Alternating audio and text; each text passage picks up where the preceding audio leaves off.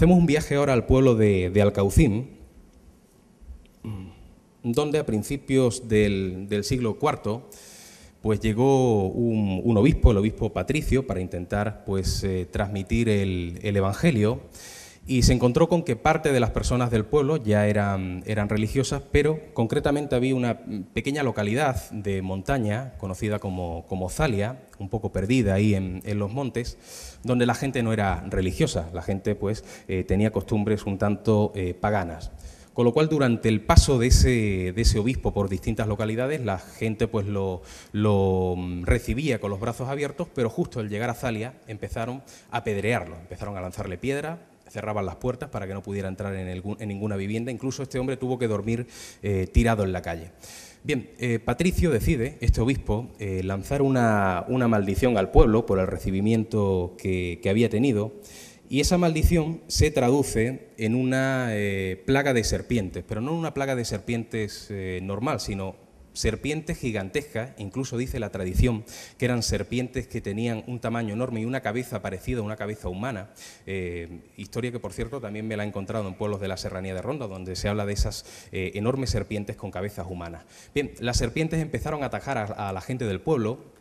Empezaron a matar a muchísimos lugareños y aunque en algunas ocasiones hicieron redadas para intentar acabar con ellas, fue totalmente imposible, hasta el punto de que esta población de Zalia termina, o sea, la gente empieza a huir a otras localidades y finalmente desaparece. Pues tengo que decir que en esta zona, por ejemplo, aquí estamos viendo las ruinas del castillo de Alcaucín.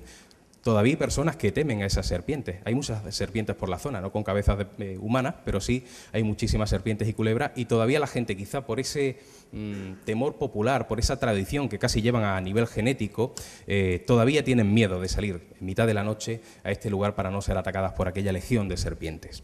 Viajamos ahora al pueblo de Almáchar, donde vamos a tener un encuentro con una historia religiosa muy curiosa y que se repite también en algunos otros lugares, pero que aquí pues casi podríamos decir que tiene nombre y apellido, o sea que tiene un sello diferente que la hace posiblemente real. Con esto quiero decir que hay muchísimos historiadores con los que he discutido multitud de veces, porque ellos afirman que las típicas historias, por ejemplo, de cuando se aparece una virgen en un lugar, una figura de la Virgen, llega el pastor y se la lleva a casa, luego desaparece y al día siguiente vuelve a aparecer en el mismo lugar, que eso está extendido por todo Málaga. Hay quien dice, y repito, he discutido mucho con esas personas, que eso se trata simplemente de historias que son adoptadas y adaptadas, o sea, se van copiando. Uno se lo inventa y el resto lo adopta para todos los pueblos. No es así porque, al menos en 4 o 5 casos, me he tropezado con historias en las que sí hay personas con nombres y apellidos. Algunas de ellas son de la Sarquía, otras de la Serranía del Ronda, también en el Valle del Guadalhorce hay varias, donde el pastor que se tropieza con esa imagen tiene su nombre, donde incluso ocurren acontecimientos históricos que revelan que fue una historia real, con lo cual esa teoría de la adopción y la adaptación yo creo que a veces sobra. Y si de todas estas historias que ha pasado tanto tiempo, que han desaparecido ya tantos documentos, conseguimos tropezarnos con 4 o 5 que son auténticas, ¿cuántas no serán verdad? ¿Cuántas de ellas no habrán desaparecido un poco de la memoria popular por la desaparición de esos documentos, ¿no? Bueno, aquí nos tropezamos con una que es bastante curiosa y muy significativa. Ocurre en el siglo XVIII, hay un fuerte temporal en las costas malagueñas y un barco estaba a punto de naufragar. Bueno, los marineros en ese momento, muy religiosos, como era típico de la época, empiezan a rezar, supongo que a la Virgen, a rezar a Jesús de Nazaret, y es este último el que hace acto de presencia. De pronto ven como esa tormenta va amainando y frente a ellos aparece una especie de iluminación y surge un Cristo, pero un Cristo muy especial porque tiene una banda verde. Una banda verde que, bueno, de alguna forma lo identificaba, ¿no? como algo diferente. En ese momento la tormenta desaparece por completo y es el propio Cristo que va caminando delante del barco quien va guiando a esa embarcación hacia la costa. Con lo cual aquellos marineros, sintiéndose de alguna forma pues salvados por esa imagen divina, que luego desaparece por completo, o sea, cuando llegan a la costa la imagen se fuma, deciden buscar hacer un recorrido pueblo por pueblo hasta dar con la imagen auténtica. Y después de recorrer diferentes pueblos de Málaga, llegan al Almáchar y se encuentran con ese Cristo que era el mismo que ellos habían visto, sobre todo por esa banda verde. Pero lo realmente curioso es que cuando ellos cuentan la historia a las gentes de la localidad, ellos les explican que durante aquel día de tormenta, que sabían la fecha concreta, el Cristo había desaparecido de la iglesia en una noche y había aparecido el día siguiente chorreando agua de mar y también con determinados rastros de arena y de algas, tanto en el suelo como en este manto verde, ¿no? Entonces, bueno, aquello fue un milagro tan importante que hoy día este Cristo de la banda verde pues es bastante conocido. Incluso ha hecho milagros a distancia. Hay, por ejemplo, en la pedanía de Benaque, pertenece a Macharabiaya, un pequeño cuadro dentro de la iglesia en el que está fotografiado en blanco y negro este Cristo de la banda verde. Es porque alguien del pueblo hace algunos años tenía mucha devoción por él y por lo tanto hizo una fotografía, repito, en blanco y negro y la colocó dentro de la iglesia. La sorpresa fue cuando poco tiempo después, y estoy hablando de hace un par de décadas, todavía hay testigos, por supuesto, de esta historia.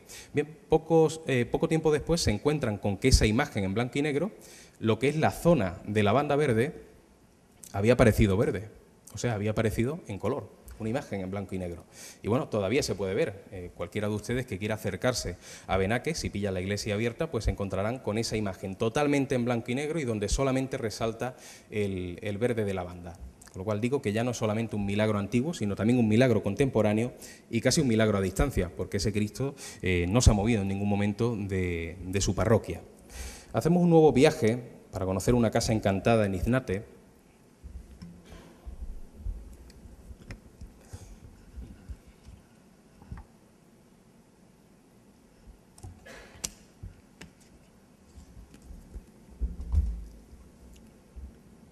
Bueno, ahí estamos viendo una casa del siglo XVIII, era casa de monjas y también obispado, y allí, bueno, un cura franciscano, que era el que llevaba todo aquello, pues daba catequesis a las niñas, cuidaba del lugar, pero bueno, durante un tiempo se pierde un poco la pista del edificio, no se sabe a quién pertenece, queda en cierto modo abandonado y luego se convierte ya a mediados del siglo XX en discoteca y también posteriormente en escuela de baile. Algo que llamaba mucho la atención de la gente es que dentro de esta casa había un cuadro en el que aparecía una niña muerta. Un cuadro, una especie de retrato de una niña muerta.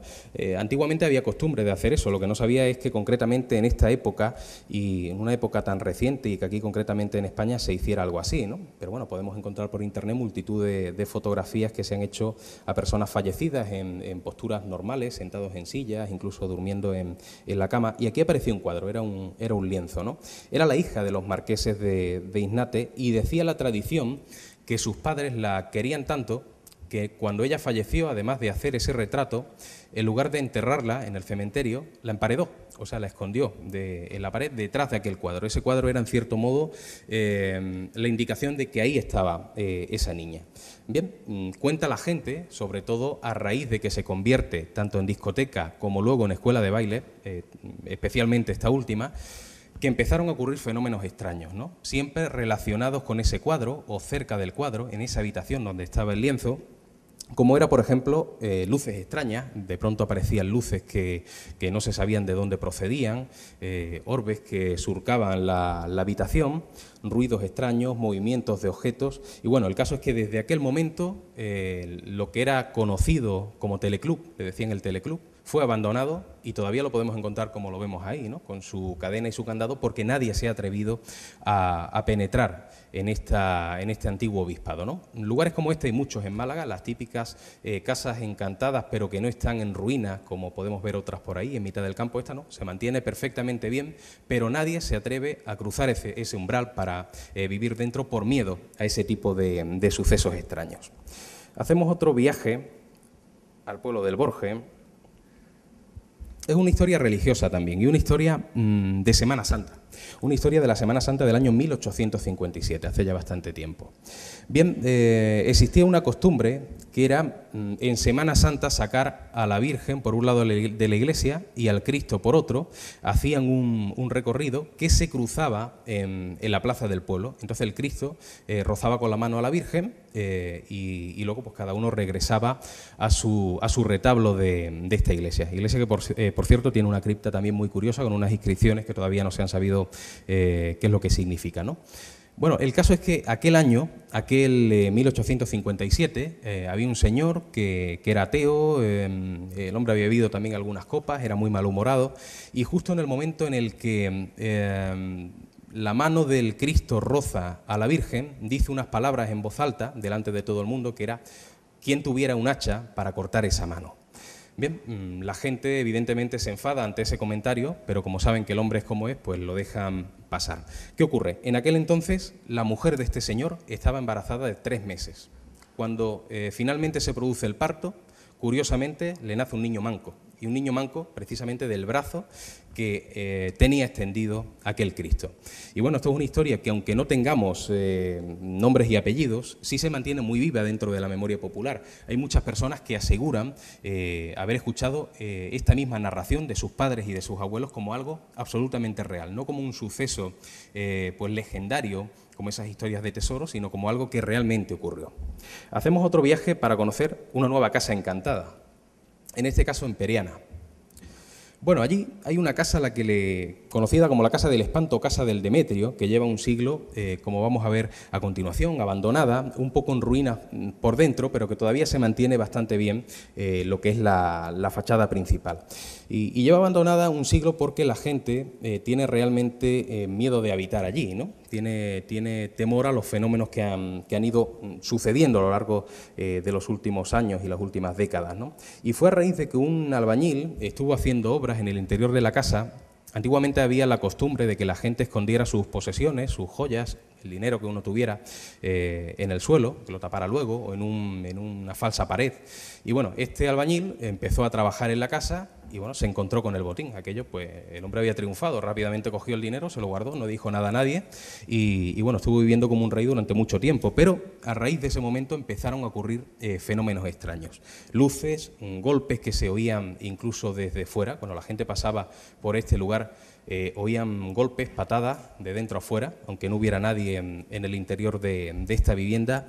Sonaban gritos en mitad de la noche, incluso lo más importante de todos, a través de ese pequeño ventanuco que existe encima, se veía pasar una imagen espectral, una imagen como vaporosa, como blanquecina, que surcaba de un lugar a otro. Finalmente, el albañil, un poco presionado por lo que había hecho, creyendo que era el culpable de todo aquello, pues decide devolver, no el dinero completo, se había gastado más de la mitad, pero sí devolver parte de él al lugar donde lo había encontrado. El dinero fue escondido, fue tapado de nuevo. Dicen que después incluso descendientes de este hombre que habitó la casa hace más de un siglo, este tal Demetrio, pues pidieron ese dinero y se lo llevaron. A partir de ese momento, de que devuelve el dinero, desaparecen por completo los fenómenos. Con esto vemos que muchas veces este tipo de sucesos, de fenómenos poltergeist, están relacionados con personas que supuestamente han fallecido y siguen apareciendo desde el otro mundo, siguen teniendo contacto con el mundo actual y sobre todo con lugares donde han nacido, han vivido o han fallecido por algo en especial, que a veces puede ser la ira, la venganza o algo que no pudieron cumplir en vida, ¿no? Y parece que en algunas ocasiones esos seres espirituales, si es que existen, yo creo que sí,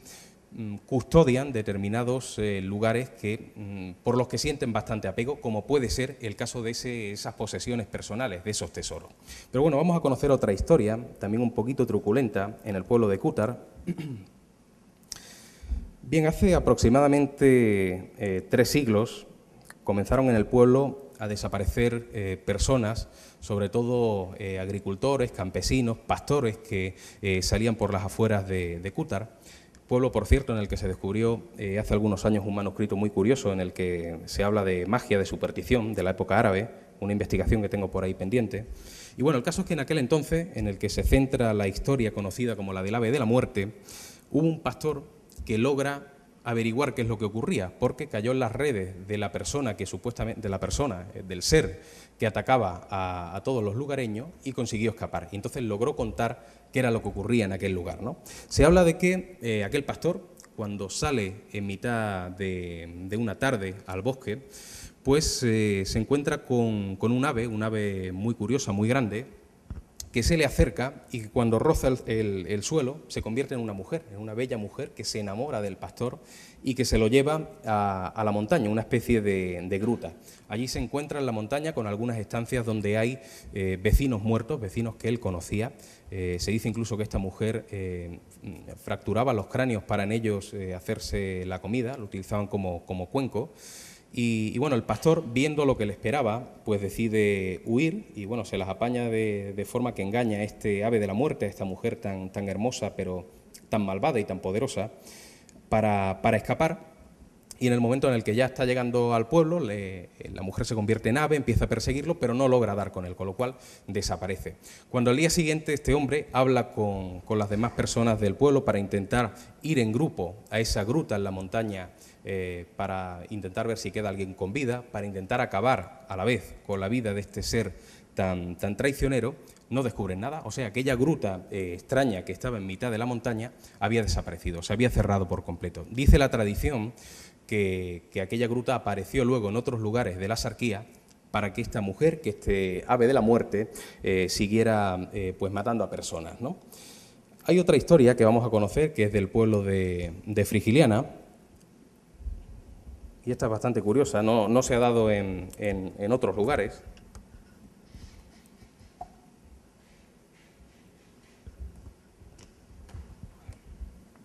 Ocurre en el siglo XIX, y bueno, el caso es que en aquel entonces hay una joven que se enamora de un muchacho del pueblo.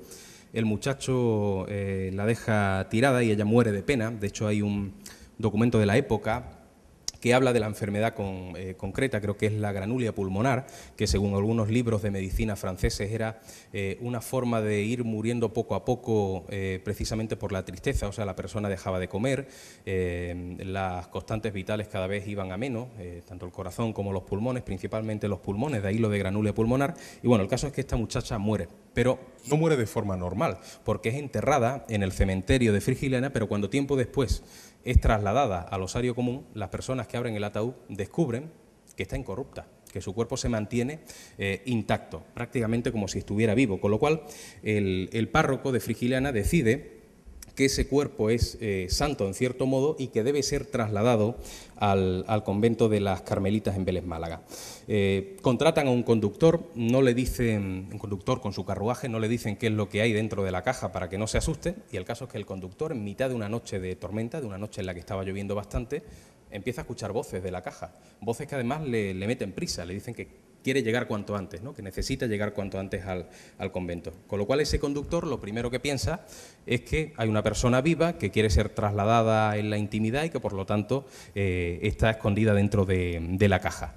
Pero claro, cuando llegan al convento y le comenta a la persona encargada que esa caja está hablando, o sea que hay alguien vivo dentro de la caja, y levantan la tapa y se encuentran con la muchacha muerta, aquel conductor se desmaya, ¿no? Y bueno, es una historia que ha quedado muy impresa en la memoria popular de aquel pueblo.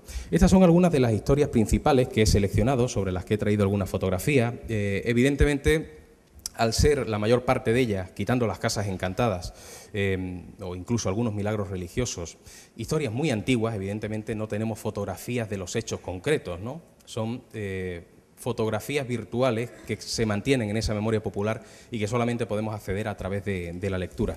Pero como creo que tenemos algo más de tiempo, ¿podemos dedicarle unos minutillos más o no? Sí, ¿no? Para contar alguna historia muy por encima. Por ejemplo, no sé si conocen en Moclinejo, un lugar conocido como la Olla de los Muertos, ¿no? Está un poquito antes de llegar a Moclinejo, desde la costa. El pueblo queda a mano derecha, pero hay que seguir un poco más, no hay que desviarse. Y a mano izquierda hay una fuente a la que van muchas personas a recoger agua. Y en ese lugar, cerca de la fuente, en la parte derecha, hay como una bajada de la montaña en forma de embudo. Y dicen que allí, en la época de la Reconquista cristiana, murieron muchísimos soldados, tanto cristianos como musulmanes, y que precisamente por la inclinación de la montaña empezaron a rodar y caían todos, ¿no? Que aquello era un caudal de sangre. Bueno, cuenta la tradición, y ya lo narraba Diego Vázquez Otero en uno de sus libros, que allí en mitad de la noche se aparecían espectros, y lo menciona con ese nombre además, ¿no? Se aparecían seres extraños que supuestamente representaban a aquellos soldados que habían fallecido de manera cruel en aquel lugar. En el Borje también hay una historia que es casi una leyenda popular, porque se ha dado en muchos otros lugares, y es la típica historia, y seguramente algunos de ustedes conocerán algo similar, que es la historia del chivo fantasma o del chivo maldito, ¿no? La típica historia de un pastor o de un lugareño que sale a caminar y se encuentra, alguna tradición dice que con un ave, otros dicen que con una cabra pequeñita, bueno, en ese momento se la echa a los hombros, empieza a caminar, deseando llegar cuanto antes a casa, y de pronto empieza a ver que comienza a pesar más. Ese animal que tiene encima empieza a pesar, las patas empiezan a caer y llega un punto en el que están casi colgando por el suelo, ¿no? Pero cuando gira la vista se da cuenta de que la cabeza de ese chivo es como una cabeza diabólica, como una cabeza del demonio, que incluso llega a intentar atacar a aquel joven. Y se ha dado en muchos lugares, está por ahí en el pueblo de Coín y en algunos otros, ¿no? Allí en Coín es conocido como el chivo de los callejones, ¿no? Hay también algunas otras historias curiosas. Hemos visto antes en Isnate aquella casa encantada, pero justo enfrente de la iglesia se encontró, en la torre de la iglesia, había un doble fondo, una pared que ocultaba una habitación que nadie conocía, que se descubrió hace aproximadamente un siglo, y en la que se encontró un cadáver, ¿no? Un cadáver de un señor que, según cuenta la tradición, era un sabio ermitaño, que había decidido por él mismo encerrarse en aquel lugar, dedicarse simplemente al estudio. Se encontraron incluso libros de diferentes temáticas en ese espacio reducido, y que había pedido a sus contemporáneos que lo encerraran, que lo tapiaran por completo, que él se alimentaría de las palomas que entraban, ¿no? Y finalmente murió, la gente se olvidó del tema y se encontraron esos restos, ¿no? Esto sí estamos hablando de una historia real. Hay otra historia también relacionada con el mundo de los fantasmas en Sayalonga, en ese cementerio que muchos dicen que es el cementerio redondo, único en Europa. No es redondo, es octogonal, y esto enlazaría con una historia muy misteriosa que también de alguna forma se ciñe a otros elementos del pueblo, donde también aparece esa forma octogonal, tanto en la iglesia, en el antiguo cementerio que había en la iglesia, en determinadas chimeneas de las casas. Pero bueno, la historia concretamente es de un niño que es enterrado a la entrada a la derecha, en uno de los pequeños nichos. Y bueno, ese niño no tenía familiares conocidos en el pueblo, o sea, no había nadie que lo conociera. Era un niño gitano que había llegado un día al pueblo y que finalmente muere en un accidente. La tradición popular todavía no sabe cuál es el motivo de la muerte, ¿no? El caso es que desde el momento en el que fallece empiezan a aparecer todos los días tanto velas como flores en esa tumba, pero nadie, por más que lo intentan y por más que se fijan, no logran descubrir quiénes son o quién es aquella persona que va a poner allí las velas y las flores, ¿no? Pero además de eso, dicen algunos que la figura fantasmal de ese niño se aparece. Hay personas que desde fuera han visto como algo, una figura blanquecina, sale de la tapia, parece que como que la salta y deambula por algunos lugares del pueblo. Hay también, por ejemplo, historias de seres extraños como duendes, ¿no? Esas historias tan curiosas que también están muy impresas en las tradiciones populares, y una de ellas está relacionada, por ejemplo, con la torre atalaya de la Viñuela, ¿no? Dice la tradición, y esto sí, me imagino que es tradición pura y dura, pero no por eso menos interesante a la hora de ser recogida en un libro que trata pues casi del campo antropológico, ¿no?, de los pueblos de Málaga. Habla de que esa torre fue construida por los árabes en una sola noche con la ayuda de seres extraños, de extraños duendecillos que ayudaban a erigir aquellas piedras, ¿no? Un poco como la idea un tanto ufológica que tienen algunos de las pirámides de Egipto, ¿no? Y bueno, hay muchísimas historias religiosas, ¿no?, como aquel cuadro de la Virgen de Belén en Río Gordo, algunas historias como la del Arroyo de la Matanza en Sedella. En fin, son muchísimos temas los que se incluyen dentro de esta comarca de la Axarquía, en la cual, pues como digo, comenzó mi ruta, esa ruta que luego me llevó a todos los pueblos, pero que no sé por qué aquí el misterio tenía un sabor especial. Aquí me he encontrado con casos que son, en cierto modo, inéditos, que no se han dado en otros lugares de Málaga o casi de España, y que la mayor parte de la investigación la ha realizado aquí, ¿no? Y yo no sé si ahora hay interés por parte de alguno de ustedes en hacer algún comentario, o incluso es posible que conozcáis alguna leyenda, alguna tradición popular, y yo creo que sería el momento idóneo para compartir esas historias, o si tenéis incluso alguna pregunta que hacer con respecto a los casos que hemos tocado, o algún pueblo en especial que queráis conocer. Bueno, pues en principio, si no tenéis así ninguna historia curiosa, que seguro que la hay, lo que pasa es que a la gente le cuesta un poquito arrancar, pues lo que sí me gustaría agradecer de nuevo vuestra presencia, que realmente lo importante a la hora de hacer un trabajo como este es la gente con la que me he ido tropezando, gente como la que está hoy aquí, y que seguramente pues también sois herederos de esa memoria popular. y que, bueno, intentaremos poco a poco ir recopilando más historia. Me gustaría que a este trabajo de Málaga Insólita le siguieran otras 2 obras que conformarían una especie de trilogía de lo insólito en Málaga, y siempre, como digo, como protagonistas todas esas personas que conservan, que son en cierto modo los paladines del misterio, que es sobre todo la gente mayor, a la que hay que tenerle o darle muchísima atención, sobre todo cuando se tratan de temas que en un futuro desaparecerán. En fin, muchísimas gracias.